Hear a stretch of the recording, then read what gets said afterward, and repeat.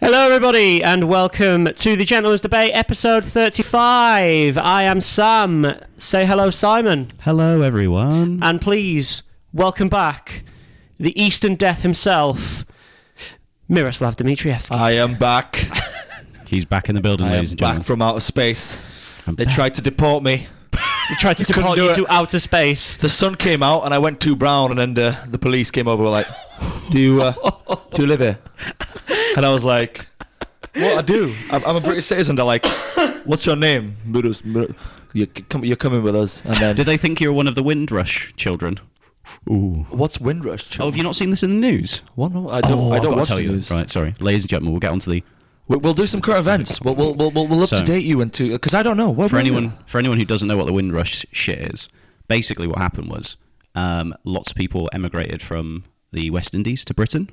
And during the process, their basically children were brought over with their parents. Yeah. The parents had all their stuff and everything like that. But on arrival, what happened was the records were destroyed. So their boarding and landing passes were all destroyed. Yeah. And then the Conservative Party, with Theresa May as the Home Secretary, she then, obviously the Conservatives are all about putting down immigration. They want to lower and lower immigration as part of their basic policies. And they said, if you can stay in the country as long as you can prove that you enter the country at some point. The problem was all their records are destroyed, therefore they can't prove they're British citizens, even though they lived here for 20 plus years. So they have to go back. So some of them have already been deported. No. Yeah. Well before this all came out, and now there's basically it's been basically publicised, and now these people are trying to fight for their rights to stay in Britain. Yeah, I saw about that as well, because there was that guy who wanted to go abroad. So I think he lives in Leeds. Yeah. He wanted to go abroad because his daughter was getting married, but obviously couldn't get the records to get himself a new passport. Yeah, missed his daughter's wedding. Imagine that. Gets worse. There's one worse one. Yeah. There's a guy who is still waiting for a cancer treatment. Yep. So he has cancer. He basically is completely a British citizen, but because he can't prove he's a British citizen, the NHS won't treat him. And the Tory party statement about it all was, sorry. Yeah, they literally pretty much it. They just went, we apologise. Yeah. They just don't care anymore. They never cared in the first place, did they? Imagine like you're our age, right? But you've been here since you were like 2 years old, and then you go to another country. Oh, ladies and gentlemen, we'll just have to address this firstly. Yeah. The building that we record in, during windy days, it sounds like there's a cat being fucking strangled behind us. It whistles. So if you hear that in the background, we do apologise for the noise if it's disturbing your lovely listening of our podcast. But occasionally you might have a little chortle about thinking of a cat being strangled. Why would they? I don't know. Maybe we got some fucked up listeners. I was only joking. That was very funny. Very, very funny. Someone sat there in the bedroom just like, I love a good debate, but you know what? I love a good debate more. Cat being strangled. Yes. Oh. Yeah, man. I'm glad I showed up before all this happened, because if I showed up now, they'd be like, go away. They wouldn't like. Yeah, honestly, it's so stupid with the. I nearly actually got deported. Did I tell you the story? Oh yeah, I think you've said to us before. Because they were they decided, right, you're going home. The war's over. You're fine. My parents argued that they've been in school for this longest time. They haven't really integrated that. We sold everything, so we had nothing to go back to. Yeah. No, you're going. So literally 3 days before the actual deportation people came, my brother slips on some sand. Slipped on sand? Yeah, in the sports hall in West Redcar, where we live there, right. And broke his leg in 2 places. Oh. Now, the thing is, they would have still said, right, you're good to go, but they were worried because of the way it grew around it. They actually thought it was more. They actually thought it was linked to cancer. Oh, shit. So they said, oh, shit, we'll wait, give it time, and it took 6 months to heal, right? 5 months into that, I think it was Tony Blair or someone. There was a new policy that said anyone who's trying to seek asylum here will get it, but anyone else moving forward will find it a lot harder. Okay. And that's the only reason I'm here. Shit. Otherwise, I'd probably be in Macedonia right now, married, having dinners with the president. The president of Macedonia? Oh, my uncle ran for president last year, so. Yeah. Did he? Yeah. How did it go? He got beaten by, that was 2 years ago, by Gruevski. Okay. who I met at my cousin's wedding because my cousin's the right-hand man to Gruevski, Oh, right. Interesting. the president of Macedonia. Yeah. Yeah, you need to see if you can get... And then my uncle is the head of police. Does he want to be Oh, shit. He's the head of police. So if Yeah, we he's retired now. When we went on holiday to Macedonia, if we got in trouble, you could have been like, excuse me, uncle, could you help our... I didn't want to call in that card. I haven't seen him for a very... Well, actually, no, I met him 2 years ago after like not seeing him for like 15 years, but Right. he's a sound guy. Okay. He's really cool. Do any of them want to appear on a podcast as a guest? Let's get the president of Macedonia down. The president of Macedonia on a British comedy That's podcast. how bitches get in the stitches, my friend. Did you hear what happened with... I'll tell you just this quick story. This is how fucked up this story is, right? There was a person running up against a president that I will not name because I value my life. And then his car swerved off the intersection and blew up Okay. because there was a bomb in it. And then it turns out his wife Uh-huh. was working for the current person that was trying to like not get beaten. Okay. So she was getting paid to send him information. Right. The fucked up's swerve that? is the interesting bit. What, like he saw the bomb and went, "Oh shit!" and went, "Hang on, it's still Honestly, oh shit." continuity is not our thing. There was a dude, right, that got prosecuted for... Sorry, he got found like he was molesting kids and stuff like that. And then the police took him in. Fucking hell. And then before court, they released a statement the next day saying he had drowned himself in a bucket. He drowned himself in a bucket. It's like that whole thing He about drowned the... in bucket. Look, bucket there. He drowned it. Look, why are you drowning? Why are you drowning? Well, he did drown. It doesn't matter No about the fucking bruises. The tolerance bruises, for that the sort of bruises shit are over there. neither here nor there. I tell you what, how many people are tempted to do that sort of thing when if the police catch you, you don't get a caught. You get drowned in a bucket. Yeah, there's some people. But It's like, But I think things have changed now. This was quite a while back. This yeah, story. well, it's like that thing in America where they found that dude who it was something to do with the CIA, I think, or the FBI, one of the two. Yeah. And they found him in the middle of the desert in a car with two bullet holes in his head, and they went, "Oh, well, it's suicide, obviously." Well, how do you fire the second bullet? Double tap, mate. Double tap. yeah, that's an interesting He had one. that gun from the Green Hornet.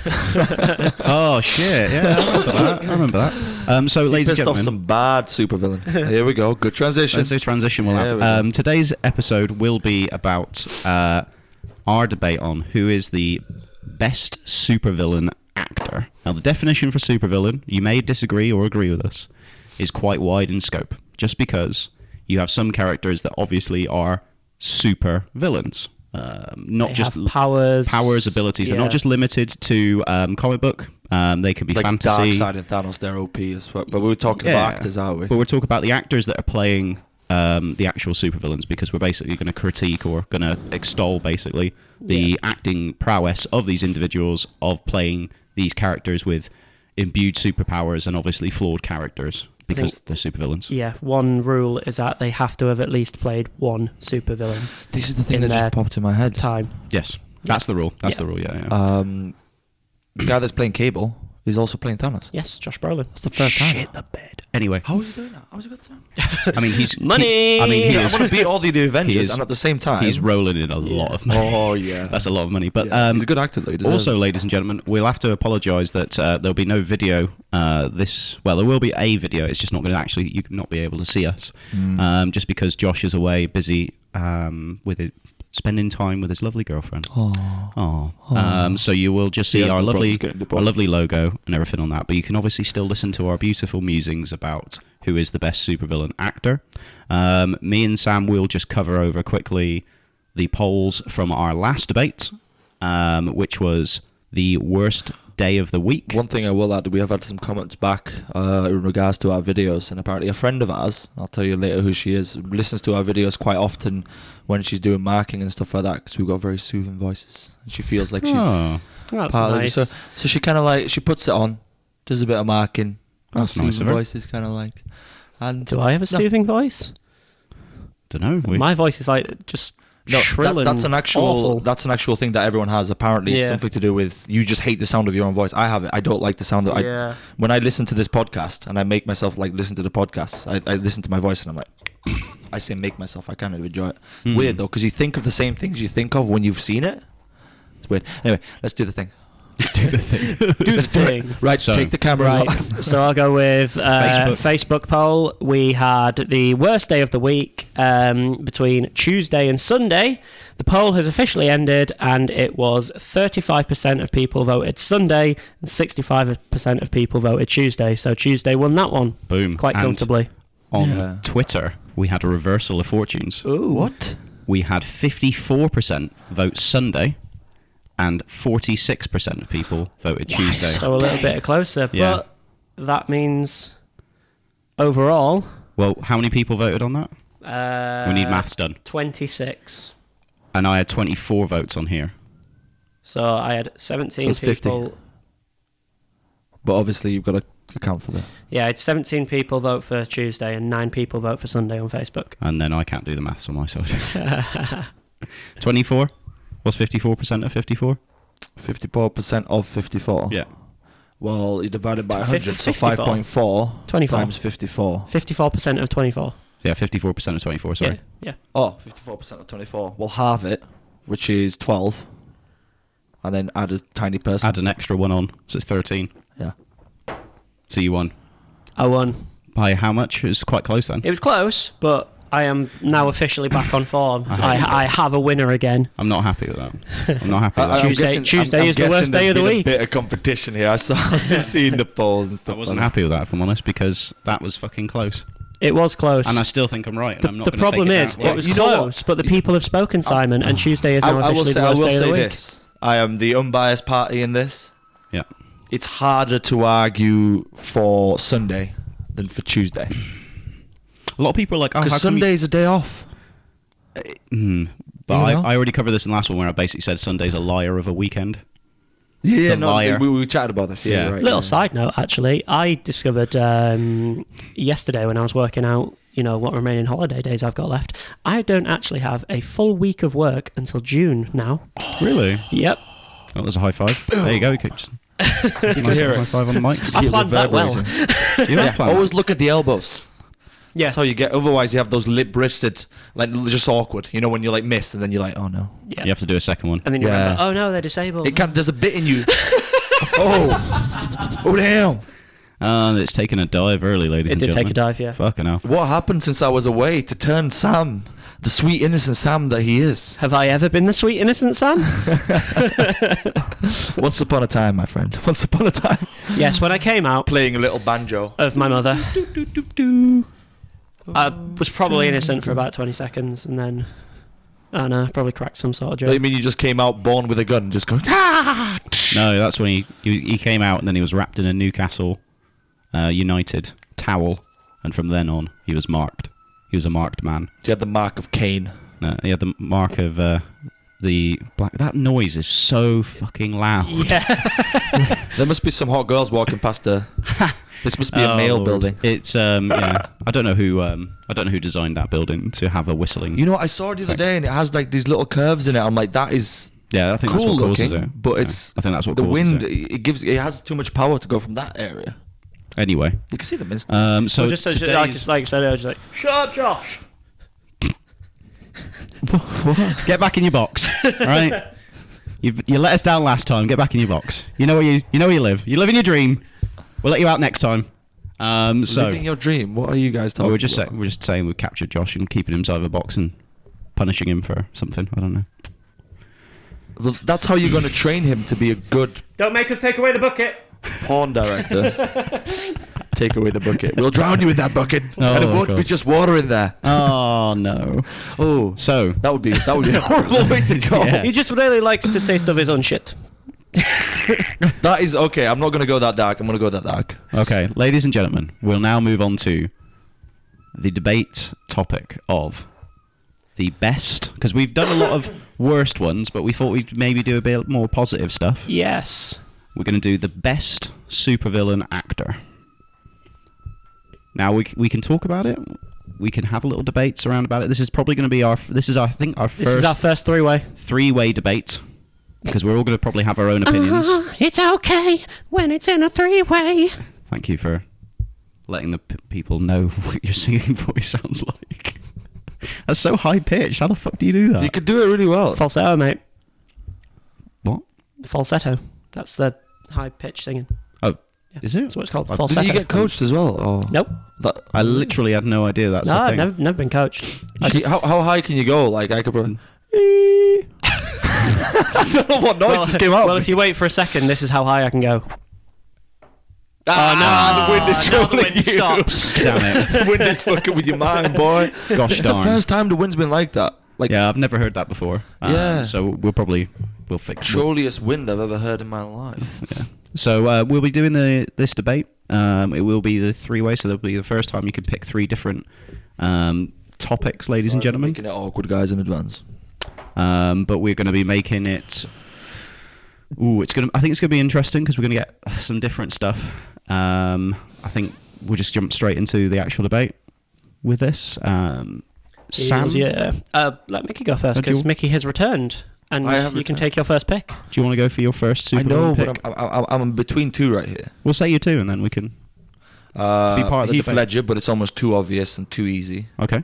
And then I've got Ra's al Ghul, which you mentioned because, Liam Neeson. yeah, he kind of, the way he kind of like trained Batman up and this whole kind of like father figure that turned out, and there's a lot to that. It's really cool. Mm-hmm. And he wanted to obviously decimate the entire population of Gotham because he wanted to cleanse it. Spoiler alert for anyone who watches Batman Begins. You should have watched it by now. Yeah, but- seriously. yeah. If you haven't, I mean, it was why are you listening to this 2005. It came out podcast? the same year as Revenge of the You Sith. probably Yeah. won't understand the words we're speaking right now. Yeah, like if you haven't seen that film, it's a bit surprising. But Yeah. it's interesting you went both for the Christopher Nolan Batman films, and it's Best depiction of Batman. Most realistic as well. Like, he hasn't got any superpowers. He's just got a lot of tech. Batman never has superpowers. Yeah. That's the whole point. No, but the thing is, he's rich, just like Batman in, That's but in the same time, he's the yeah. world's greatest detective. He's using his mind. He's using his resources. He's not just going around, do you want me to warm up your tea with my laser vision? Domesticated Superman. Yeah. That's like the lamest, like that college humor thing where it's like, you're a lame ass. Lois Like, Lane on her way you're home so white after a bread. strenuous day at the Daily Planet going, did you remember to put the chicken in the oven? Shit!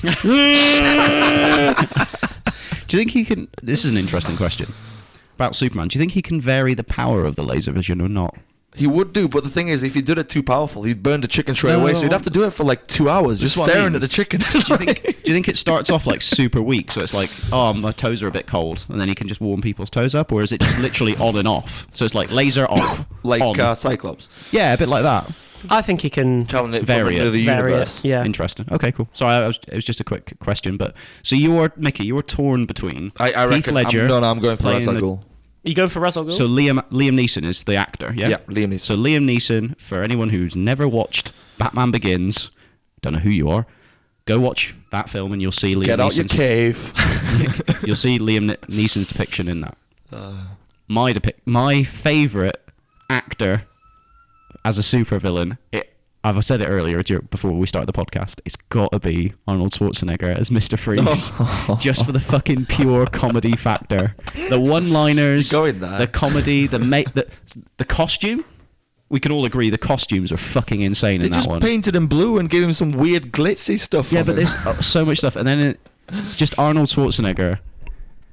This is the thing. It's the only time I've ever felt that Arnold Schwarzenegger actually was playing the actual character, but he was hamming it the fuck up so much, and it was so brilliant. Eyes to see you. Oh, have you seen him in Is it Conan the Barbarian or Hercules or something? The funniest thing I've ever seen is when there's a dude dressed in a gorilla mask. Sorry, no, a gorilla outfit in town. He's on this carriage with this girl, and he's like, I am Hercules and everything like that. And this gorilla's like causing mayhem in Central Park. So he gets up and just starts wrestling with a man Oh, yeah, in a yeah. gorilla costume. And I was like, that's a film, Mr. And he's there like punching it, and then they're Yeah, wrestling on the yeah. floor. I'm like, this is the lamest but funniest shit I've ever I seen loved in my it. So life. the reason why is just It was epic.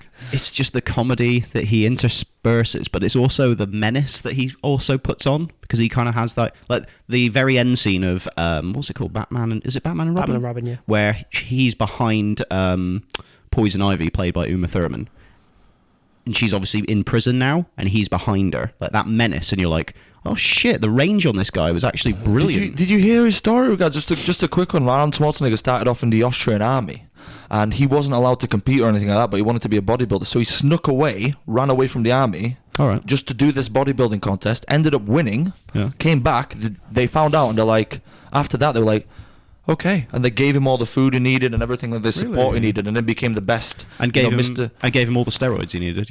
Yeah, so many steroids. Like, and then he's like, I will become an actor, and everyone was like, I just remember that line in that film. They're like, my name is Freeze. Remember it well, for it is the chilling sound of your doom. They're the ones he says like, where he what killed the dinosaur? The Ice Age. Everything about that character was so over the top. Yeah. It was brilliant, and everyone, some people will be like, maybe like film critics will be like, oh, the acting range was actually terrible, blah, blah. But no one gives a fuck about you film critic pieces of shit. Like, what we care about is people enjoying it and having fun, and he's a character that children could love, but he also had that weird sort of like comedic value inside of that film that wasn't like tacky. Like, it kind of is on the verge of being tacky, but it wasn't. It wasn't like so in Spider-Man where there was the 3 bad guys. You had Venom, the new Green Venom, Goblin, and Sandman. Yeah. But then Sandman was super fucking corny. Like, he was super corny, and then he turned good, and you were like, yeah, he's kind of like a weird kind of blend between hero and villain. Anti-hero.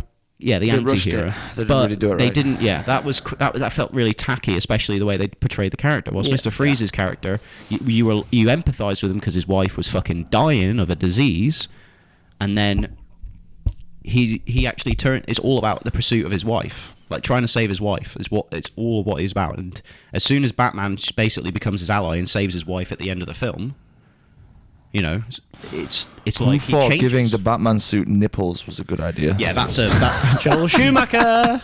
That's an interesting one.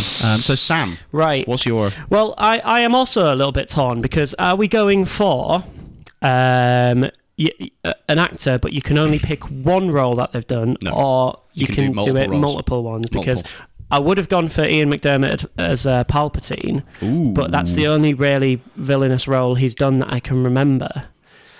Do you want me to look at his record? It's crazy. Everyone from Star Wars except Han Solo, Harrison Ford did that film, and pretty much that's it. No, Mark Hamill, huge. Was he? What did he do? Yeah, he is.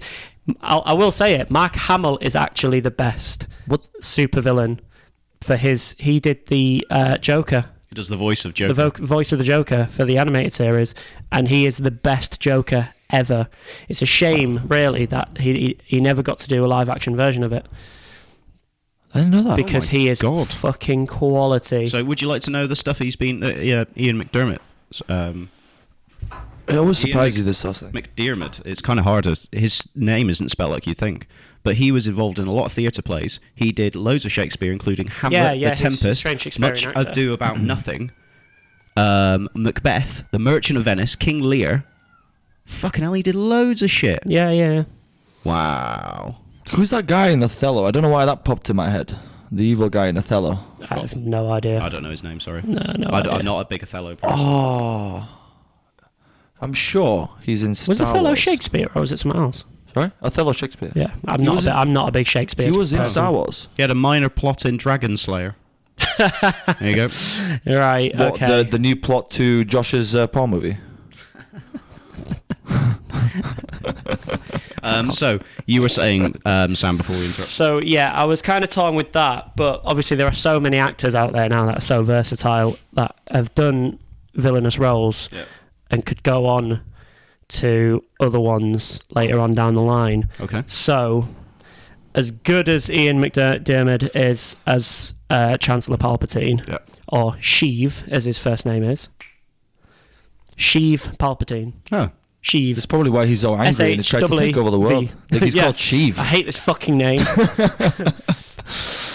So as good as he is, I'm not going to pick him. So he's like a little honourable mention there. Okay, honourable mention. As Palpatine. But so what I will actually go for is...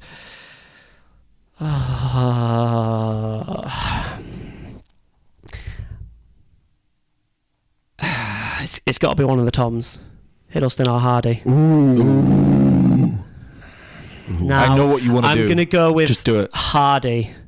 Really? I'm going to go with Hardy because Hiddleston, again, as Loki is absolutely brilliant, and you know he could pull off the full-on villain, but Loki's more of an anti-hero kind of, you know, he just sort of in between either way, whereas Hardy has played the villain out and out so many times.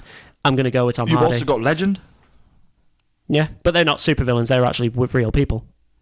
Yeah. Cray twins were real people. No, I meant like, also we're doing just that actor in that specific film, because we were talking about. No, you can say that they can play like supervillains later on down the line. Yeah. But like the person that they have already played has to be classed as a supervillain. Oh, I get it. Yeah. So you could if we were doing a superhero one, you could put Chris Evans, because he's played the Human Torch in Fantastic Four, and then he played Captain America. Yeah. What I'll also say is Ra's al Ghul. If it wasn't for Ra's al Ghul, there'll be no Bane, and also Talia al Ghul and Bane, and there'd be no Batman. Yeah, so Ra's al Ghul is like no the League father. Of Shadows. I also know a lot about Ra's al Ghul from the comic books, and that you can say Ra's al Ghul, but it's Liam Neeson you're talking about. Oh, of course, yeah. It's the actor Liam Neeson. You got to talk about Ra's al Ghul. You got to talk about his artistic merit. He is. He's got this kind of like deep kind of like persona about him. Like in Taken, you see it, but in Ra's al Ghul, where, you know, he's almost lethal, but in like a welcoming kind of way. Like a composed manner. Yeah, like extremely composed and like fucking holding on to it's like holding on to a baby's arm, holding an apple, like fucking just doesn't move. You know, that's how you describe something else. A baby's arm holding an apple is a baby's dick. arm holding an apple is dick. I was going to go with the word appendage, but Simon, straight out there, he doesn't care about getting his dick out. Why do you think I'm wearing these shorts? Why do you think you shaved your head? He went there so quick. I'm so sorry, I just couldn't resist that one. If I'm honest, I just hurt my feelings. I want you to do this thing. It's nothing to do with that, but people lift their beards up and then they I put it in the group chat. You did the thing with the smiley face. That was quite funny. I could do it. I think I owe Simon a beer after that one. Bleeding out. Don't put it over his head, but to be fair, he doesn't need a towel. Towel? I don't need a towel. What do you mean? Sorry, I don't understand. And then, have you never seen Bas Rutten interview? Which one? It's the one where basically he used to be a model and he had like long hair. He did, yeah. And he's there, and in one day he's looking at himself in the mirror, and he's got this model girlfriend and everything like that, and he's spending half an hour on his hair, and he's like, you know what? Fuck this shit. Oh my god! I've just found Bas Rutten's modelling photos. Yeah. Oh my shit! The bed. Oh damn! This is Bas Rutten now, right? So he's bold as fuck. He's also used to be the ex-UFC heavyweight champion of the world. This is what he used to look like. Damn! Look at that hair, man. Fuck the He basically shaved it all off, like completely. Split up with his wife, because she was his wife. Gangster. And then he's like, screw this. And then he says, now I love it. I'm bold. I get out the swimming pool. Whew, nothing there. Oh, fuck. I've just realised. What? I suppose you can't class him as a supervillain, but I'm going to just go with an honourable mention for Mr. Bryan Cranston. Oh. Heisenberg. He's not been a supervillain. He's not been a supervillain. He's not really a supervillain. That's the shame of it. Didn't somebody say they wanted him to be Lex Luthor? Yeah, there was a massive cry for him to be Lex Luthor. That would be really good. That would be really good. Because they've been missing the mark of Lex Luthor. They've been really missing the mark of Lex Luthor. I was quite excited when they first announced Jesse Eisenberg. Because that dude's a badass in the comics. They need someone. I really liked Jesse Eisenberg as an actor, but he came across terrible. as awkward and stuff. Lex Luthor's just he was trying to be Mickey Mouse. Yeah. Oh, Batman! What are you doing funny? No, you don't mock the Luthor like that. That dude nearly took out the entire Justice League. Oh my god! The best bit. I'm sorry. The best bit. Just to loosely go back to the best villain in that one was on there only for 5 seconds in the Justice League film, and that was Deathstroke. Yep. He was the best villain in the fucking whole thing, and he was there for 5 fucking seconds. Yeah. Oh, it was so depressing. He barely said a word. Steppenwolf was shit. Steppen CGI Wolf. Yeah, and then you had too much CGI. Oh, it's terrible. And then Jesse Eisenberg as Lex Luthor. Yeah. I mean, I just didn't agree with that. I escaped prison. Look at me, I'm in a boat now. Look, there's Deathstroke. Would you like some champagne? Huh? If you ever do a Halloween, you should do a zombie Mickey Mouse and just do that voice. 'Cause you harrow people with that. I'm going to come into your bedroom at night and need your children. Huh?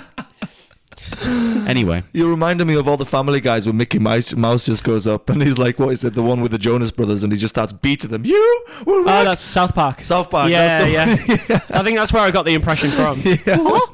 You can do this now, huh? anyway, let's go back to our. What a actual segue to debate. Bas Rutten's modelling photos to Mickey Mouse. Oh Christ! How did that happen? What I would implore people to do is look at those Bas Rutten modelling photos, because he was a damn handsome young man, Yeah. and then he became the world's best person at punching people. I was going to say, he's still a damn Pancreas, handsome... what's the word? UFC Three heavyweight times UFC. He's still a damn handsome man, because I'm not going to say that he's not, because he could punch me to death. Have you seen that film with him and I haven't seen any of his the films. UFC fighting film? There's a UFC fighting film with Kevin Jones. No, I haven't seen it. Sorry. Really, you check it out. He's in it. It's absolutely hilarious. Really good. So Liam Neeson as Ra's al Ghul. You think he's the best because He's literally he starts off the entire thing. and this is interesting, ladies and gentlemen, because you basically went Heath Ledger, no, and you went with Liam Neeson. So Yeah, because when should it ever be easy? Give yourself a challenge. it's just I'd like to understand your rationale. I think the ladies and gentlemen would like to understand your rationale why you went with Liam Neeson and not with Heath Ledger. Simple. Hmm? He is the personification of like a father figure that brought Dark Knight from like the prisons. Do you remember when it all started? Yeah, he was I like remember fighting films. in prison and stuff like that. And he went in and he had this. You looked at him as an actor, and he said, Ra's al Ghul in the comics he's a legend. He's got an entire army at his disposal. He's got like his fingers and everything, like in that regard. And you can't imagine anyone else. Who can you imagine that kind of goes in with that kind of like presence? Just like he wasn't Taken, and he came in and he's like, right, I will train you. And he was like, he needed to be humble as well, because Ra's al Ghul, for all his failings, his wife got taken from by the prince, the king, sorry, and stuff like that. Like he was a tortured soul, and he came in and like he didn't know, like at the beginning it was Ra's al Ghul. He was teaching him, and he was speaking as if just like in Doctor Strange, when he wasn't like, oh, I'm Ra's al Ghul, this and that. He just kind of came in and he looked at him as a person, and when they trained and everything like that, he's like, he gave him, it's like Liam Neeson's like the granddad, like everyone wants, or like like the father, people. Is he that old? He's an old cunt. He's an old. It's his 50s. No. As in like in the films, he's. Oh, no, I thought you meant... No, it's Ra's al Liam Ghul Neeson. No, yeah. But he's got that voice, I will find you, Yeah. and I will kill you. I tell you what, if you got Interesting, kidnapped, You want Liam Neeson finding you? obviously the roles he plays, because he acts it so well. Because there's another film that he plays that's really good called.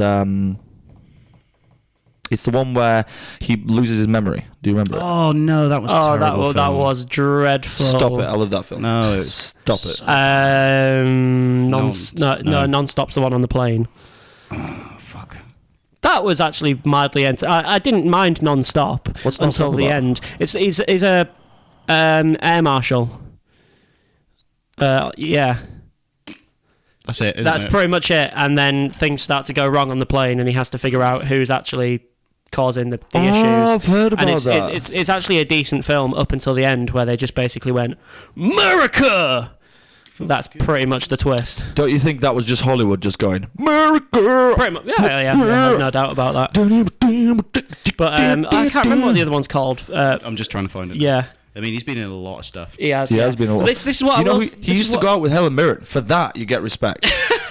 I'd also like to point out he was in Schindler's. that you get He was the respect. main character in Schindler's List. That was a good film. This is That my was a point. good This film. is sort of like a counterpoint I was going to make about Liam Neeson. Like, yes, he has played Ra's al Ghul, and he was terrific as that character, but he mostly plays heroes. So you got Taken, you've got Schindler's List. He's not Schindler's really List, a you hero. got He's a bit of both Non-Stop. in that. It's a good point. I mean, he He's does. a bit of both. He plays flawed heroes quite a lot. He plays. yeah. he But kind of- they're still I mean, heroes. Taken. He plays a guy who is an ex-CIA assassin, which is what his job was, who then goes and just murders people. There's no detaining. He just fucking kills people until he gets his daughter out. And he doesn't care about the collateral damage to, like, the French guy. He doesn't give a fuck about That's it. He shoots his wife in the arm. Exactly. Now, the film you're thinking of was Unknown. Unknown, that's it. Where he played Dr. Martin Harris, and that was in 2011. Yeah. That's what you need. You don't need a hero that's perfect, because within itself you can't relate to someone that's perfect. You're like, I absolutely agree with that. You need someone to have their flaws, but within that to want to achieve better. I absolutely agree with that. The best characters are the characters with flaws, without a doubt. No, because they're human. Like I say, he mostly does play heroes. Yes, they might be with flaws, but he does mostly play heroes and not villains. Exactly. But you're highlighting, you're helping me out there by highlighting his acting range, because he wasn't typecast. Good point. He's doing both. Good counter.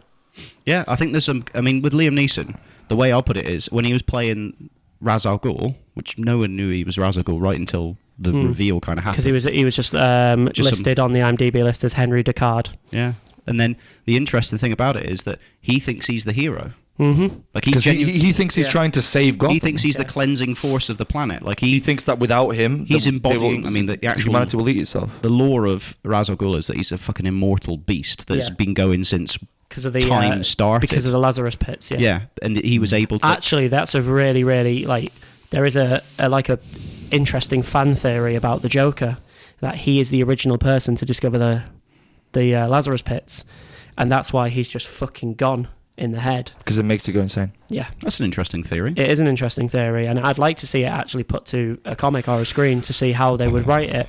There are a lot of people that don't like the theory. Yeah. What if it only doesn't just increase your... Because the Lazarus pit increases your mental and physical abilities. It does, actually. It does, yes, that's true. That's why it wouldn't kind of make sense for the Joker, because the Joker's just a normal human being. Yeah. What in other depictions? I love the what they painted. I don't think there's ever been an iteration of the Joker where he has like superpowers, apart from at the end of Arkham Asylum, where he so maybe there was a variation of someone trying to copy the Lazarus pit, just like when they tried to copy the Hulk gene from Captain America. Yeah, that's what Red Skull was. Exactly. Yeah. So by trying to emulate perfection, they didn't do it right, and then they created a flawed version, which is, because Ra's al Ghul isn't really that crazy. He's just a man on a mission. He just thinks. Well, he isn't crazy at all. He isn't. He just thinks that sane. He thinks that there's a vast majority of people, and he thinks that there needs to be more order in the world. Now the thing is that's how two anti-heroes go together, because Batman believes that every single person deserves life, and you cannot be the person to decide to take life from them. Yep. So besides that, they would have been great friends. Well, they were. I mean, they were on the same side to begin with. Well, this is the thing, and this is why Bane wanted to finish his work, but Bane had a yearning for his daughter and the approval, because he had never had a father figure. So he wanted Ra's al Ghul, who is, by Liam Neeson, played as like the most fatherly father figure in the father figures. The fatherly father. And do you see how the entire story is so connected? Like, the writers were on it this time. They were absolutely every single kind of like how that happened, how this happened, like why, what's Bane's motives, what's Ra's al Ghul's motives, what's... Here's a question that I want to ask everyone. On it. Yeah. Right. If you could cast Liam Neeson as a supervillain in the future, any supervillain, not including Ra's al Ghul or Ra's al Ghul, as I think he's actually meant to be known in the comics. They pronounce it different ways. Yeah, they pronounce it different ways, so we'll go either way. But who would you cast him as? Let's see what you did there. Have to be some kind of leader. Definitely a leader, because he's got that leadership quality. I'm trying to think of all the different comic book supervillains. Doesn't have to be comic book. Can just be a villain. Steppenwolf. Anything would have been superior. Yeah. I'm trying to think, because he's got this kind of... Because he's done other films.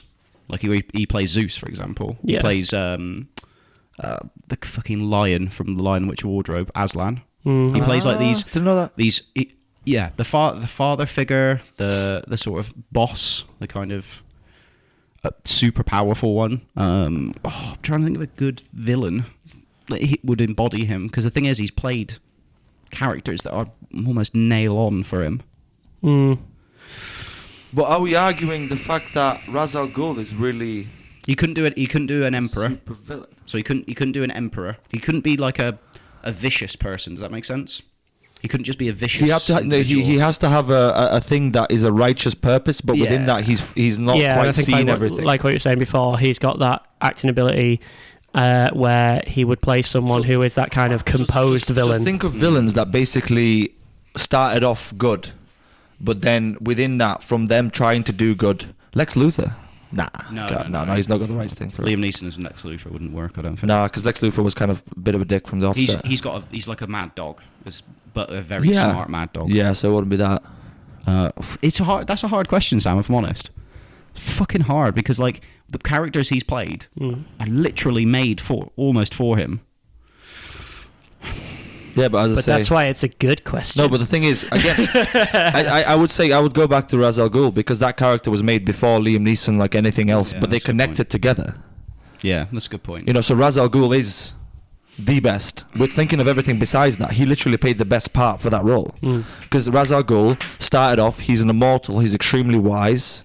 You know, he runs a massive organization. He becomes the father figure to Batman.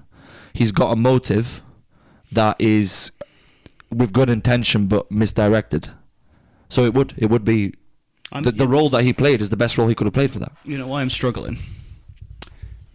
It's because you can't imagine Liam Neeson in a role until it's there, and then when it's there, you're like, that fucking makes sense. Like Schindler's List, I was like, Liam Neeson is Schindler. Oscar Schindler. Thank you. What? I couldn't think that. I couldn't imagine that. And then it came out, and you were like, fuck me. This is a fantastic film. Were we born when it came out? I think so, yeah. It was 91, wasn't it? I want to watch that again, because it was that whole thing where he basically said, we need these people, you can't. 1993, sorry. 93. No, so I was 1 year old. I would have been 2. And apparently he falsified documents for a lot of like Jewish people so that they would be seen as working in the factory. So anytime like they tried to take them, he's like, they're with me. We've all watching this list. Yeah. We know what happened. He did also screw a lot. Yeah, he did fuck over a lot of people. Yeah. Anyway. Yeah. But yeah. This is so difficult to think of it like a really good. How about we do? I'm trying to think of like a character, like an existing character, He couldn't be a Loki, could he? No. Definitely couldn't be a Loki. No. You know what would have been good? Imagine him as Odin. I thought that before. Odin would have been interesting. And you say Odin's a good character, right? But what did he do? What did he do with his daughter? Yeah. Oh, he was fucked up. Yeah. Odin fucked up, and he knew he fucked up.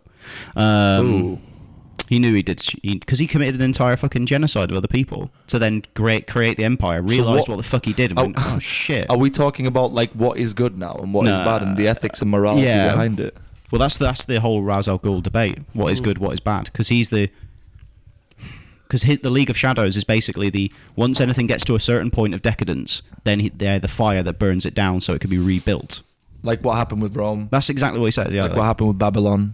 They're the destructive force. Got to arrogance, the decadence of the Romans, and then it just like death. Well, yeah, that's what it says in the film, doesn't it? Yeah, we sacked Rome, burnt London to the ground. Every time once you reach a peak of decadence, that's which one was your one? Sorry, my selection. Yeah, Tom Hardy. Tom Hardy. He was really good as Bane, to be fair. And he's going to be fucking amazing as Venom. Yeah. He's going to be... Should we go into Schwarzenegger? We can do, yeah. Schwarzenegger. Now, the reason why is... Eyes to see you. It's that one line. If I'm honest, it's mostly based around about that one line, but Arnold Schwarzenegger as Mr. Freeze. A freeze is coming. What's his actual name? It's like Dr. Freeze. No, Dr. God, that's gonna bug me. Ian? No, it's not Ian. Ian Freeze. Dr. Victor Freeze. Yep. Freeze spelled like fries. Freeze.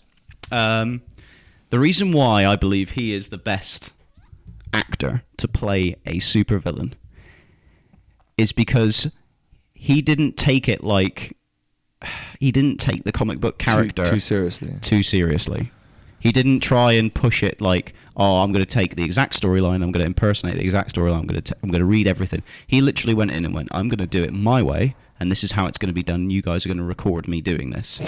And all the other actors had to bounce off of him. And I loved it because of the over-the-topness of his depiction of basically a shit character in the comic books, because he's not a very important or influential character Mr. Freeze? towards Batman. Are you joking? He's not. Mr. Freeze is a big villain. Let's look at the other ones. You look at, like, you got Penguin, you got Joker, you got Riddler. Riddler, admittedly, is a bit of a B character. Two-Face. The Riddler's not a B character either. Kind of is. He's like a rip-off of Joker. Huh? He's a rip-off of Joker. Riddler is a rip-off. Yeah, of with the making the writers have admitted that they basically did it because basically they couldn't put Joker back in because they killed him off, so they put Riddler in to fill it in. But they said, yeah, we really they couldn't just have a Joker and Batman forever, even though that is the thing. But then, yeah, but they later did that. It took them a long time. Like, you know, with the New 52, they had to end up. They basically did a storyline where they made the Riddler a bit better, basically. But Mr. Freeze has always been a sub character. Like, it's one where he basically goes into a bank and steals a shit ton of diamonds, and then Batman and Robin stop him. But that's how it kind of goes. There's no further development into the story arc of between the two of them. What makes a great hero? I'm not joking. Do you know the whole reason why Mr. Freeze does what he does? It's because of his wife. Yes, it's because... No, we know what his I'm saying motives. is Every supervillain has a motive. You know, the Joker and the Batman are locked in this fucking death duel of, like, it's hero versus villain, but then it swaps over sometimes. It's like an arms race. They're both fighting with making each other better. So they have a very clear interaction, and the comic books are very clearly built around about that one versus the other. Admittedly, then other characters have taken over, and other characters have become, like, Solomon Grundy, for fuck's sake, has more in the comic books, has more story development with Batman than Mr. Freeze has. Mr. Freeze is almost a standalone character. I think the actual book that details his entire backstory is one just about him, and Batman and Robin are incidentally inside of it as interactions. With a whole backstory, which you saw in the film Batman and Robin, 1997, powerful 1997. But in the comic books and everything like that, it's all about basically him trying to save his dying wife from a chronic genetic disease that's slowly killing her, and he has to try and keep her alive by... It's something to do with diamonds or something like that. He needs diamonds to power this thing to be able to make sure that it's appropriate temperature to make sure she's powered by love. So he's a character that... And his whole... He knows he's doing wrong. Heart went cold. Yeah, he knows what he's doing. He knows what he's doing is wrong, but he's doing it for the right reason. He's trying to save his loved one. And to be honest, Arnold Schwarzenegger plays that very well. He plays the maniacal, like, he's got to the point, he's no longer like the weak Mr. Freeze. He's the strong Mr. Freeze. It's like almost like another personality, like that Dr. Jekyll and Mr. Hyde effect, where when he's Mr. Freeze with his armor and his freeze gun, he's Mr. Freeze, and he's flipping saying all the puns, and he's icing people, and he's stealing stuff, and he's got his own gang and everything like that. But then when he's in the quiet solitude of his own thing with his wife in the tank, he's got that. He's not side. Mr. Freeze. He's Victor. And he's crying, and he's playing with is it like a necklace or something like that she used to own, and he's playing, and he has memories around about her. Even when he talks to Uma Thurman, who's Poison Ivy in the film, he talks to her about his wife. And then when Poison Ivy even threatens anything to do with a wife, like even when she says like, oh, she's not that pretty or something, I can't remember the exact line, he like pins her by the throat. Like, he's got absolute complete protection. The memories of her is what's keeping Victor alive. It's Without what's keeping that, him it would going. be just the other side. It's the whole reason. His entire attitude towards being Mr. Freeze is because of his wife. And Arnold Schwarzenegger is I don't know how he's able to do it, but he has the hamming up one. He has the hamming up, I'm the weird, vicious kind of Mr. Freeze character that's chaotic, almost chaotic. But he has the other character where he plays Victor, where he's able to play and go straight down to the, I love my wife, and this is the reason why I'm doing it. And it's perfectly displayed towards the end of the film. When he thinks his wife has been killed, he goes full manic, mad dog, I'm Mr. Freeze, I'm going to try and kill Batman and Robin. Then realizes it's not Batman and Robin's fault. It's actually Poison Ivy's. And then he turns and helps them helps them cure Alfred, because he has the same disease. And then they eventually cure and everything like that. And then at the very end of the film, the very sinister part of the film, where he leans over, they're both where he's in the cell, but you can't see him yet, and Poison Ivy's been locked in the cell in Arkham, and you see him lean over her because she tried killing his wife. Like, that's sinister. Like, what I'm saying is, with Arnold Schwarzenegger, there's so many levels to that one depiction of Mr. Freeze. That was brilliant. And that's why I think his is. And also, we can all agree, we all had a laugh when he played Mr. Freeze, but you felt something when he actually played Victor.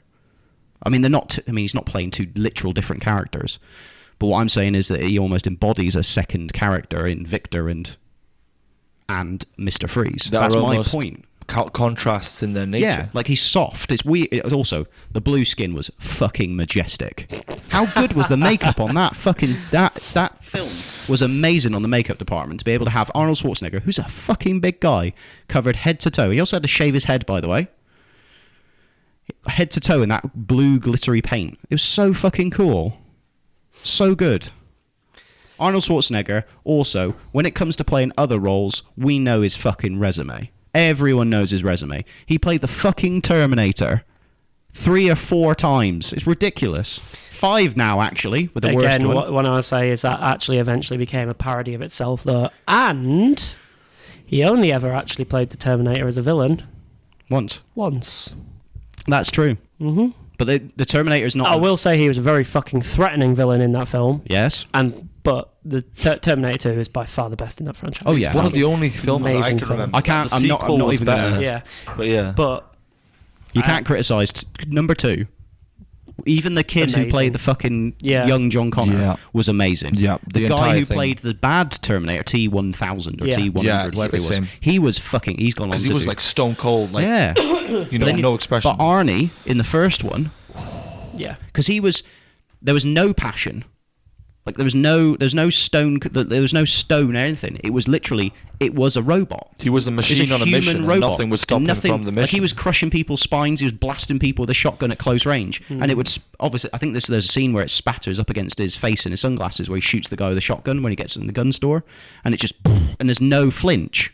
Like most people, like there's some directors so have no emotion. Some directors talk about people, like they do westerns, and there's people who can shoot when they shoot the guns, and some people blink when they shoot. And they said this thing about Clint Eastwood was he never blinked when he shot, so he would just fire the gun, and there was no facial reaction, there was no tense, it was just bang straight away. And I think Arnie could at least embody some of that because of his the way he came into it. But you look at Arnold Schwarzenegger's body of work, it's probably one of the longest bodies of work when it comes to being an actor. Like him, you've also got Liam Neeson's also has a very long one, but I would say Arnold Schwarzenegger has a much longer acting record, and he has a longer acting record than Tom Hardy, for example. He does, yeah. But was all of them good? Fuck no. No. Some of them were fucking terrible. However, there's diamonds in the rough. Diamonds in the rough that you then use to fuel this freeze gun, become Mr. Freeze, and fucking go to town against George Clooney and what's his name, Chris O'Donnell. One of the big things I will say as a counter to that, though, Batman and Robin is notorious for being one of the worst films of all time. And Mr. Freeze is the best bit. A lot of the acting is slated, and unfortunately, Arnie is not. I love it. An exception to that. I loved it. At all. Every part of it, even the corny bits. You can understand the corny bits of it, can't you? You can understand them because he's almost like Freeze is coming. He's playing a character who's playing a character. That's what Arnold is doing. He's playing a character who's actually Victor Freeze, who's playing another character who's Mr. Freeze, who is a fucking murdering psychopath. Yeah. The problem with the Mr. Freeze thing is it's notorious because it's so bad it's good. Exactly. And I don't mind debating one where it's so bad it's good. Yeah. Because if you're going for talent, like you're going like, oh yeah, Liam Neeson. Can you think of another actor that can play Mr. Freeze? Yeah, quite a few. Go on then. Give us one. So what? So actually, what would probably be closer to who do you think would be best to the comics version, or another one like Arnie? Then you just go the other side of the coin and go Sly Stallone. Fuck it. Really? Well, yeah, because if you go in for it's going to be so bad it's good. Stallone. No, Sly Stallone wouldn't do a good one. But I would say for. He's more of a fighter in fighter films. He was crap with Judge Dredd. If you're going for someone who's going as close to more like the comic book side of things, I would probably say Daniel Bruhl. Who's Daniel Bruhl? Sorry. So he was in Inglourious Bastards. He was the one who was like really obsessed with the woman that owned the cinema. I can't remember his name. Frederick Zoller. He was also in Civil War. Oh shit! Yeah. Ooh. I know the actor. Would he be good? Would he be? Yep. Would he? He's a fantastic actor. He's a very good actor. He has got that range. And by your reactions, I'm just trying to calculate. You know, I'm trying to calculate. He could. Because he kind of had a similar backstory. Because similar backstory in Civil War, so you know he can do that. If you gave, do you think the woman who played the woman in Inglourious Bastards, do you think she could be his wife? She is beautiful. That would be a good shout. She is absolutely beautiful as well. That's an interesting one. That's an interesting one. I don't know how I'd like it. I'm trying to remember her bloody name.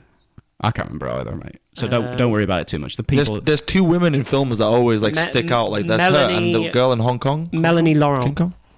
King Kong. You said Hong Kong. I know. I meant King Kong. the actor in the one that's the one in King. You mean Kong? The one with Tom Hiddleston. The one with Jack Black.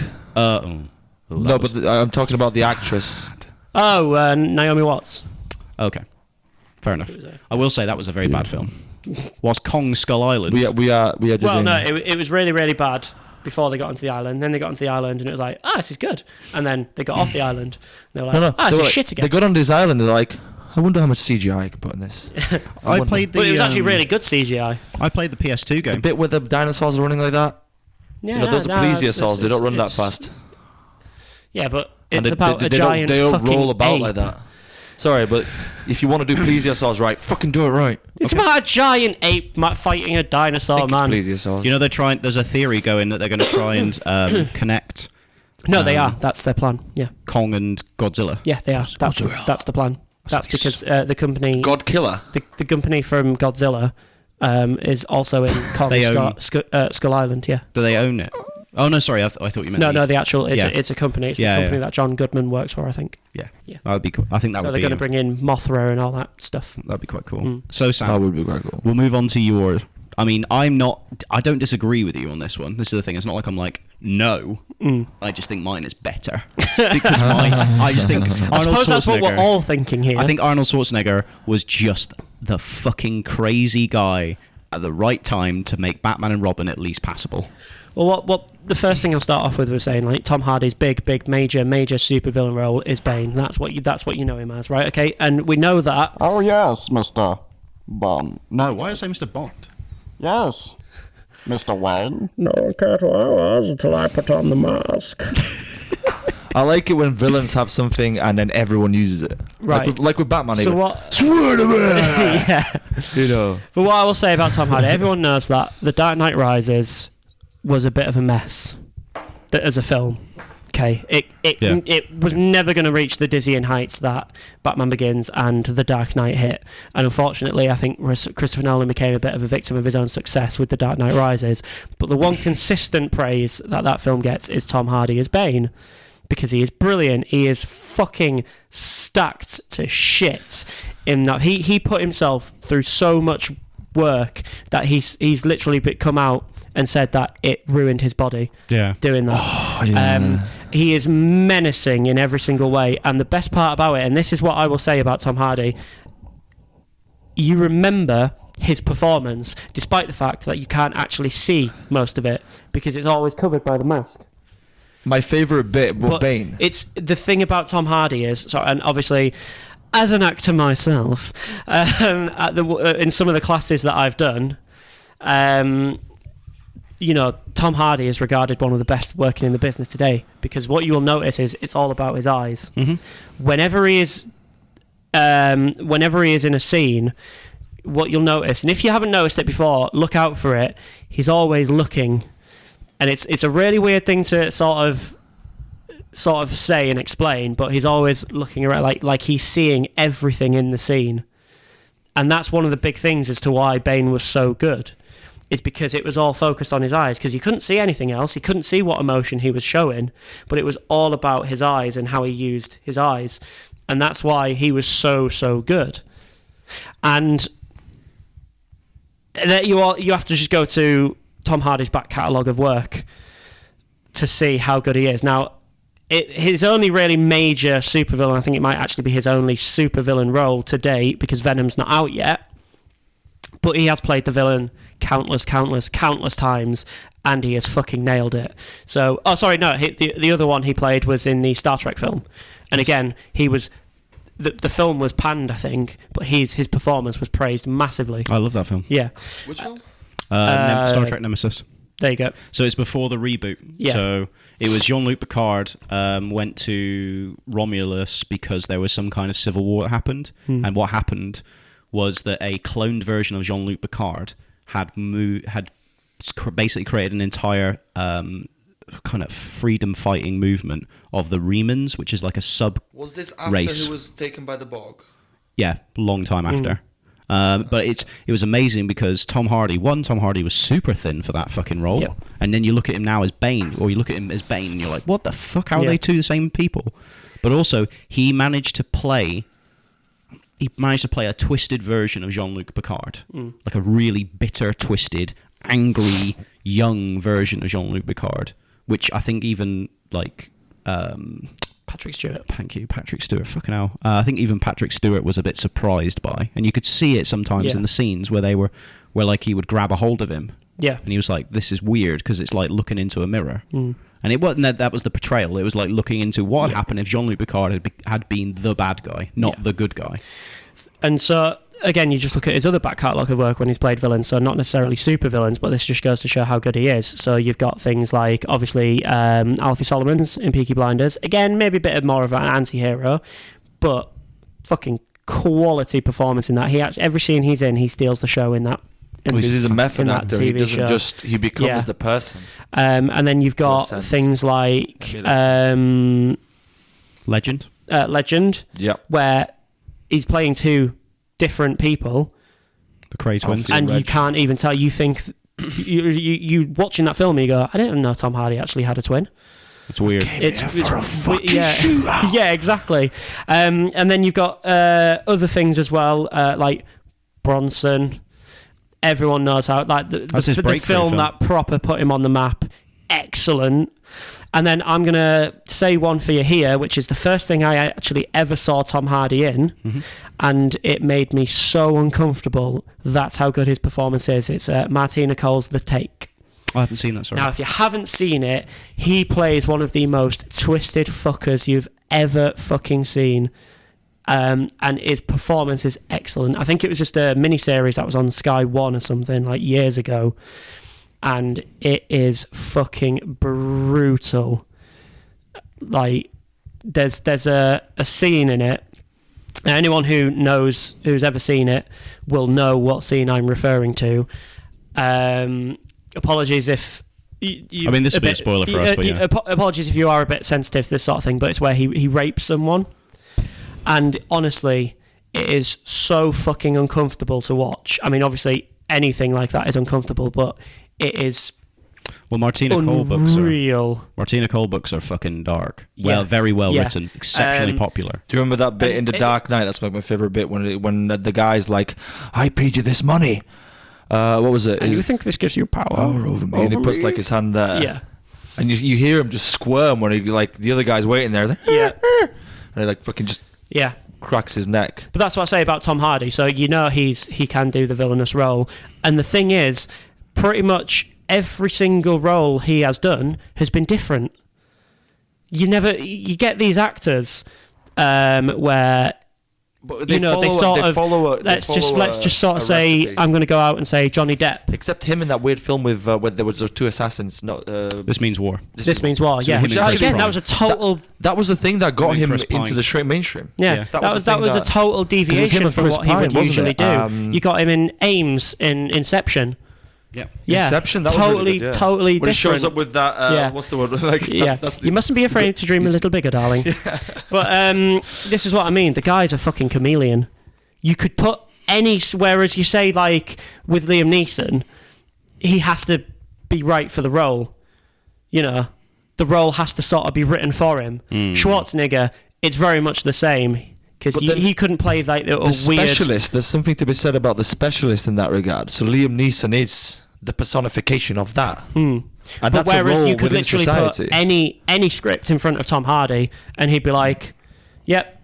And then you'd go, yep, he can do that. I don't know. Can he be on The Greatest Showman, do you reckon? Yeah. I don't know. Couldn't tell you.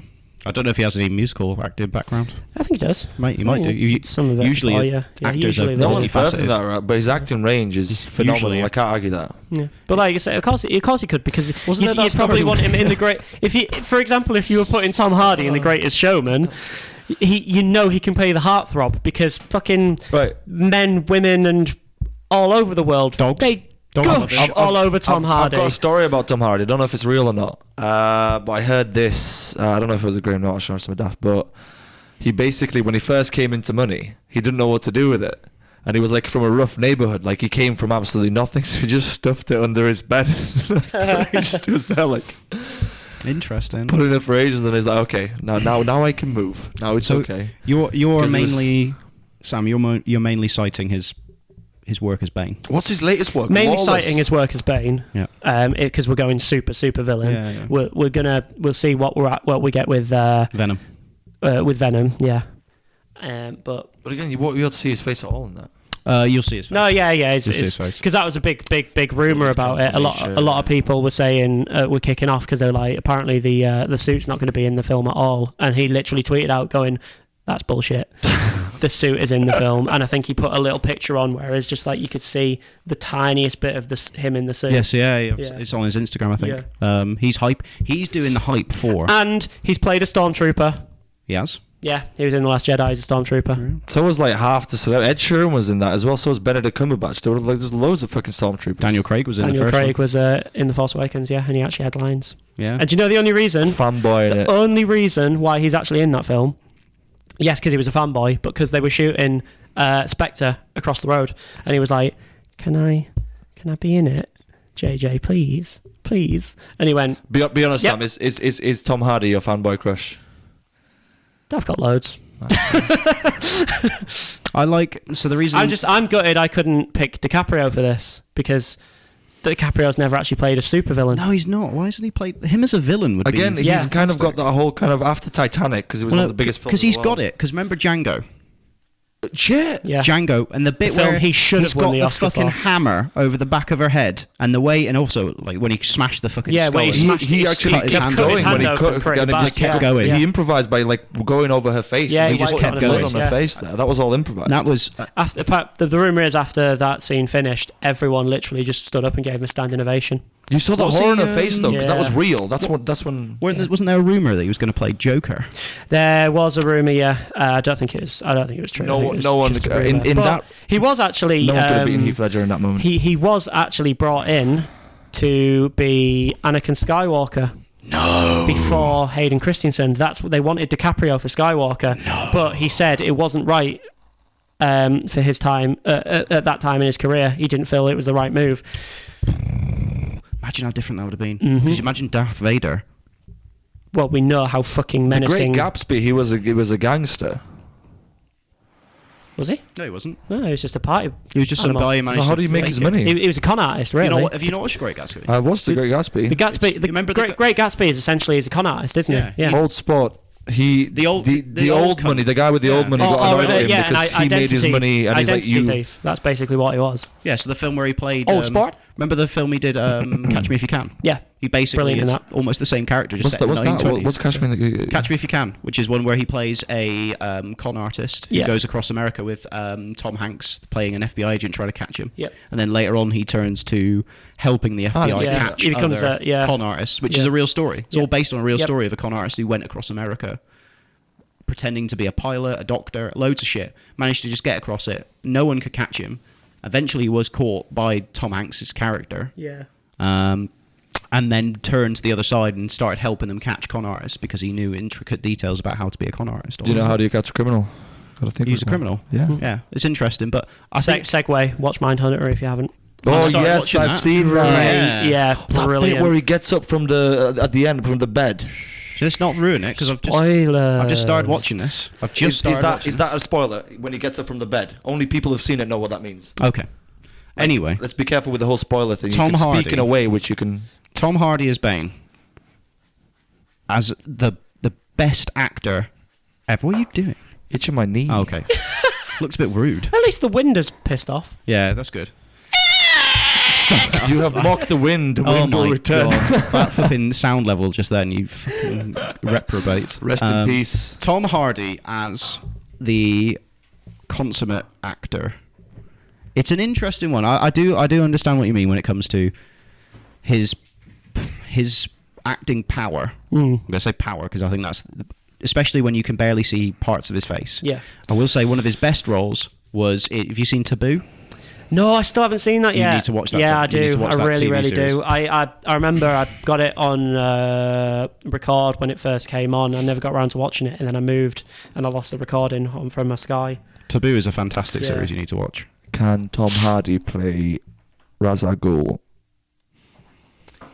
It's too close. It's just too close for him to do that because he played Bane, which basically was the no. I think when Tom Hardy's older, he will be able to. I don't think at the moment, but when he's older, can he you would see absolutely him be as able Ra's to do al that. Ghul?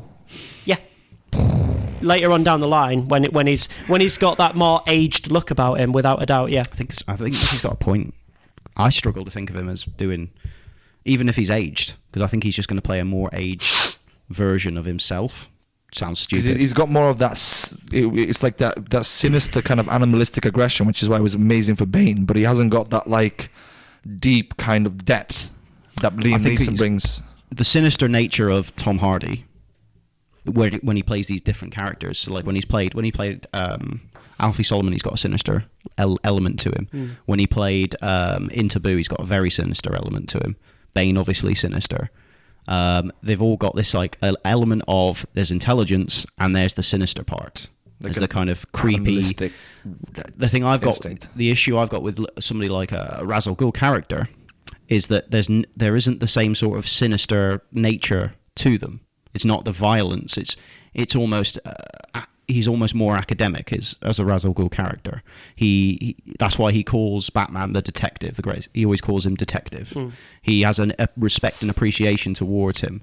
Well, let me just put it this way: Ames in Inception. Now that's more comedy orientated, but if he acted like that and just brought the dramatic side to it instead of the comedy side to it, no, I don't know, mate. That's a hard one to cool, sell. Composed, nothing sinister about that character.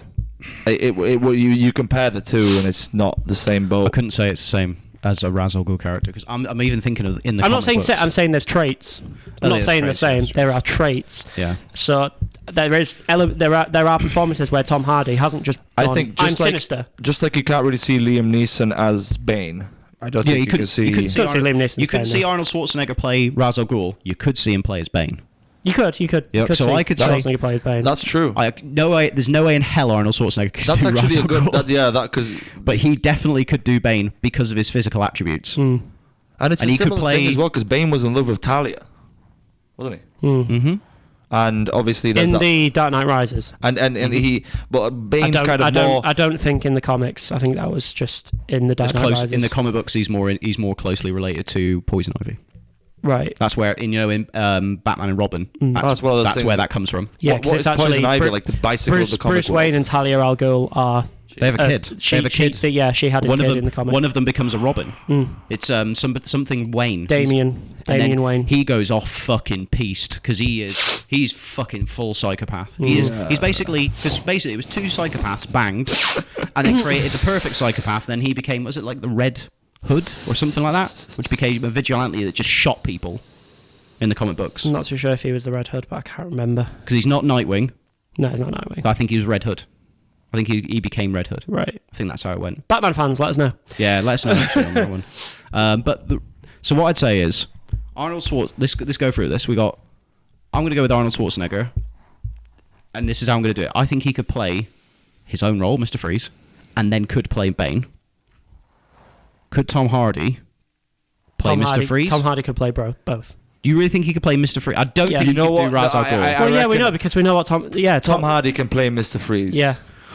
And he would bring that kind of like, I don't know, is there films where he really brings out the emotional kind of connection with another person? Almost. Yeah, every film that he does. No, I don't know, because when he was Reg, he kind of came across as this cool gangster. He came across as kind of sweet, kind of. Sorry, thanks.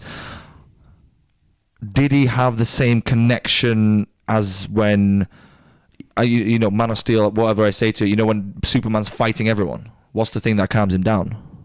Lois Lane. It's kind of that person that kind of just shows up, and then it just kind of goes. Does Tom Hardy have? Because he was going to rip everyone's to allow a vulnerability. I can't believe I'm going to actually mention this film, but yes, of course, he's a vulnerable character in literally everything he ever does. What? But I'm going to mention. Bane's a good example of that because he's in love with Talia. But he doesn't give the vulnerability until right at the end. Yeah, but then he does give it. That's the point. No, but the thing is. Mr. Freeze, he kind of brings the vulnerability throughout because he just he goes into two modes. It's not hidden. No, it's not hidden vulnerability. You know his motives the entire way. With Bane, you don't know until the end that he loves Talia, but obviously they try to keep that secret, maybe. But Sam, what are you saying? Sorry. He does it in Legend when he's Alfie. To be fair, when they have that fight. And he's like... he does it in... I can't believe I'm going to mention this film, but Locke. The film where he's in a car for the whole time. Oh, God. It's a boring film. Yeah. But his performance in it is good. Apart from his accent. His accent's terrible. But me trying to do an Indian accent. He does that vulnerable side really, really well. So basically... for anyone who hasn't seen it, this is going to be a spoiler. But he's driving down to London, I think, and it's basically he's cheated on his wife, 9 months ago. This woman who he cheated on her with is pregnant and giving birth, and he decides I've got to do the right thing, and and basically it's be a father. Yeah, well, go down and support her while she's giving birth. Is she there with him through the car ride or? No. The only other characters you hear are on the phone. Oh, so he shows his emotion and stuff like that by talking to her. Yeah, by talking to the woman that is impregnated, his wife, his kids, and he sort of talks to his dad's dead, and he never had a good relationship with his dad, and he's sort of talking to his dad, going, "Oh, you bet you're fucking laughing at this now, aren't you?" Straight away, you think of when I say, "What is the quote?" There's what from that film? Like a dialogue, yeah. Oh, I don't fucking know. So I was bored out of my mind. But he, what my point is, he can generate that performance. It's well known that he can generate that kind of. It's interesting. I don't see him. If I'm honest, I don't see him as a Ra's al Ghul figure. Mr. Freeze, I think maybe. What's that bit when they fight in Legend? When they fight and at the end I haven't seen Legend. If I'm honest, guys, I haven't seen it. However, I know the Cray twins story because I've seen about 13 Legend, documentaries. Wait for it. Dairy. They started messing around with the American Mafia by the end of it. They were trying to completely. That's another one. Lawless. Oh yeah, with Shia LaBeouf. When he Shia Beef. when he beats up those guys because they that was a good scene. Interesting. A lot of the things that his character does in Lawless was because of Jessica Chastain's character. Yeah. Because of his love for her. That's true. So he can show that vulnerability. That's interesting. I mean, I absolutely love. I love Liam Neeson as an actor. Good job. I'd like to see him again trying to do a villain role because I don't think he gets enough villain roles. He's a bit like you remember Galactus. You remember? No. In John Travolta. You know how he was basically like a hero actor for quite a long time, and then he did Face Off. Yeah. And then he did Swordfish. Cage, yeah. And then he did. John Travolta's big change was Pulp Fiction. But he was mainly just known for his dancing and being like a heartthrob kind of thing. I haven't seen Pulp Fiction yet. You've never seen Pulp Fiction? What the fuck? You need to watch that film. It's one of those things where I always catch it halfway and I'm like, I can't watch this. I have to watch the entire film. Yes, you have to watch it because it's like hard. Snatch. I only recently watched Snatch and then I realised Snatch is great. It's amazing. It's so good. Mm-hmm. It's such a good film. So to tie up this this podcast here, this episode, which is episode 35, we've got Miki, who is representing Liam Neeson as Ra's al Ghul from Batman Begins. We have Simon, myself, who is representing Arnold Schwarzenegger as Mr. Freeze / Dr. Victor Freeze in Batman and Robin, 1997, just in case they release any more in the future. And then we have Sam, who is representing Tom Hardy playing Bane in The Dark Knight Returns. The Dark Knight Rises. Dark Knight Rises. That's quite interesting, actually. I've only just noticed this. We've all gone for characters whose main iconic villains are Batman villains. It's almost like they were the most well written. Yep, without a doubt. It's, They're also again, the most I think realistic, that's another thing that's well known. Batman has the best villains. But big time. Yeah. Like the book, the only people I think who even rivals him isn't in DC. It's Spider-Man. Yeah. Spider-Man's villains are there's a fucking giant list of Spider-Man villains. When you think of it. Quick, little honourable mention to Alfred Molina as Doc Ock in Spider-Man 2. Okay. You go to the films, like there's an element of realism there. It's like Bane has just got massive steroids that are like from out of this world. You know, Ra's al Ghul is just I know like the history and myth behind him and stuff like that. But it's not. They don't explore any of that. No. Yeah, so it's kind of like I want to do this, this, and this. You know, and then you've got Mr. Freeze, which I think in general the metaphor for that is he's cold because he lost his wife. Yeah. So that's what's made him. So it's not like he can literally like touch people and freeze them. It's like the fact that he lost. I mean, he's a glorified bank robber. At the end of the day, that's what Mr. Yeah. Freeze is. He's a glorified bank robber. It just so happens that he's doing it for the love of or trying to save his wife, who's still alive. It's just in a catatonic state. Yeah. But then you get the story. Bane, who's doing Bane's doing his entire thing because he wants to protect Talia. So he wants to support Talia. Although that was just in the Dark Knight. Bane's motivations in the comics are totally different. Completely different, exactly. But if we talk about Tom Hardy's depiction, Tom it's Hardy's all about depiction, his love. But then you also there's he's basically like a henchman. You know, he was rewritten. Bane was rewritten in the new storyline, which actually made him a lot smarter and a lot more calculating. Because before he was just a brute. Yeah, he was known as the guy who broke the bat. Broke the bat, but it was. That was it. After he went through a transformation and stopped becoming a henchman. Because remember he was in the same film as Mr. Freeze. Yeah. I know. But in there he was like, Bang! And it's like, but they're like, no, we can do a lot more with this character. That was one of the big things why that film was universally hated, because they said the fans went mental going, that's not Bane. That's not Bane. Bane is a fucking genius. Yeah. He is like one of two people in the Batman universe who figured out who Bruce Wayne actually was. Because it was him and Dr. Hugo Strange. Yeah. Who's called Doctor Strange, interesting. And he's like part of the underground. He's got like these he lives in the underneath the city, and he's got these army of orphans and everything like that. He's got an entire network around him. Yeah, he's an interesting character. But then you got he's Ra's al Ghul, who basically started off the entire Batman in the Christopher Nolan thing. Basically created Batman, became a father figure to him when he had no father, and was rudderless, wandering through the fucking Asia with nothing to do. Which ironically is exactly what Ra's al Ghul did after he got thrown. Yeah, he basically mentored him and created a version of himself into a person who already had a very strong moral code because of what had previously happened to him.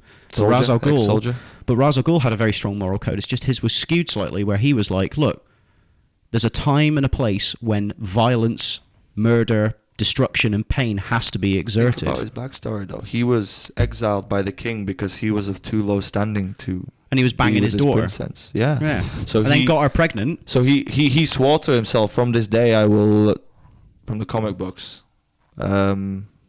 he will get into the top echelons of society and like work his way up, so he never has to feel that pain again. Maybe that was his driving force. But they're all the issue of his life. The interesting bit is that they're all characters that have had basically love.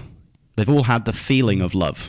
Every single one of these characters had the feeling of love, and then it was ripped away from them in some way. Mine was a fucking weird genetic disease.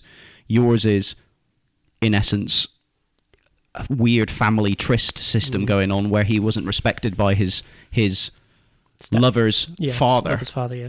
And then yours is that he was trying to, court the woman of the woman he loved, even though he was not of the same social standing. And then her father, ironically, it almost transfers across. And yours is interestingly closely connected, because yours actually has in the film franchise there is a connection, and that is Talia.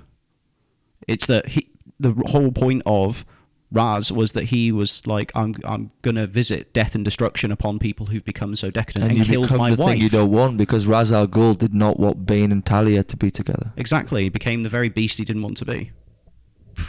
Yeah. But then Bane basically took on the mantle of Ra's al Ghul, kind of. I mean, admittedly, it was mostly Talia, but Talia was the real brains in this. But the leader, the enforcer, was Bane. But he was a man who was exceptionally calculated in executing his tasks. So he wasn't just the destroyer; he was the kind of go-getter, the mission setter. And then within Batman, they say, but the one that you either die a hero, or you live long enough to see yourself become the villain. But then the interesting bit is that we all, as you said, Sam, we all have this one character ties it all together. This one fictional character, Batman, who fucking is a white guy who goes around punching people who rob banks wearing a bat suit, who just so happens to be a fucking millionaire and has enough technology to be able to take on all three of these characters. Well, to be fair, he also tries to stop the world getting destroyed. And yeah, it's just an interesting one because obviously we've said like Batman is the best written comic book franchise. He gives up power. That's the main thing that I really respect about Batman. You know, when he had God's Eye, when he could basically change like the vibrational frequency of all the phones on the planet, and when they vibrate, you can actually have a level of seeing basically in every single person. What film was that in? First or second? Third. Second. No, the second. And then he just like destroys it all at the end. Yeah, he only uses it to yeah. But anyway, ladies and gentlemen, that was our debate on the best supervillain actor, which is Liam Neeson playing Ra's al Ghul. Yep. Arnold Schwarzenegger playing Mr. Freeze. And Tom Hardy playing Bane.